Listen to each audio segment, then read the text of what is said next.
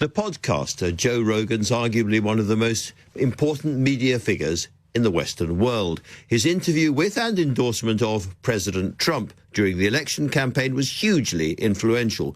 But is he turning away from the White House, saying this about ICE in the wake of the shooting of Rennie Good in Minnesota last week?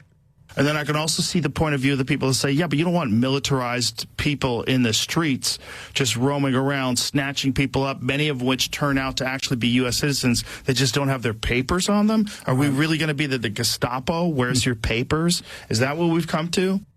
Could ICE be a turning point downwards in the MAGA base's support of the president? Let's speak now to LBC's Washington correspondent, Simon Marks. Simon, I was talking a little earlier in the show to John Brennan, ex of the CIA, and I put that Gestapo comment to him, and he rather agreed with it. He said he thought that was a fair comment.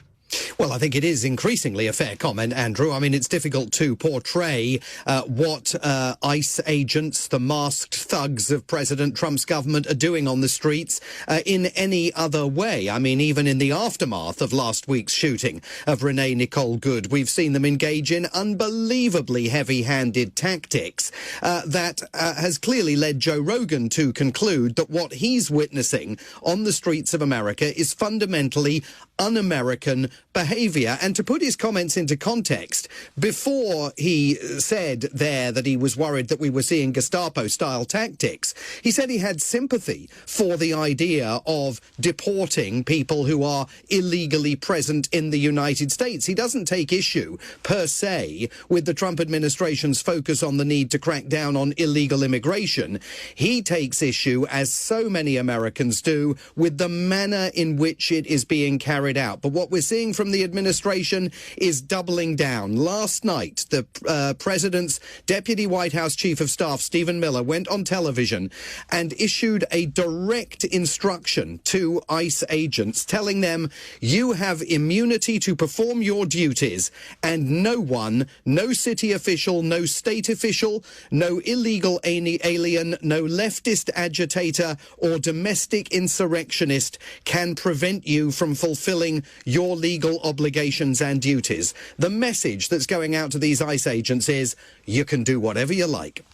That's extraordinary. What's it doing to Trump's base, or is it too early to say?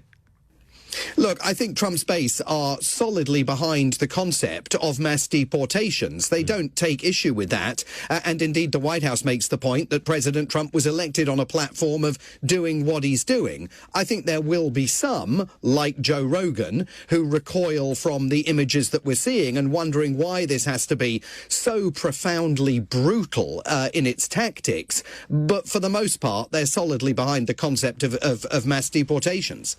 So we're talking about Trump tactics, inevitably. Let me ask you about Greenland, because over the past couple of days, there has been a sort of sense of genteel optimism that some kind of diplomatic workaround, some kind of deal between Denmark and Sweden and European members of NATO could be put together which would satisfy Donald Trump. Yet his last comments about needing Greenland one way or another and actually to own it suggest he isn't moving at all.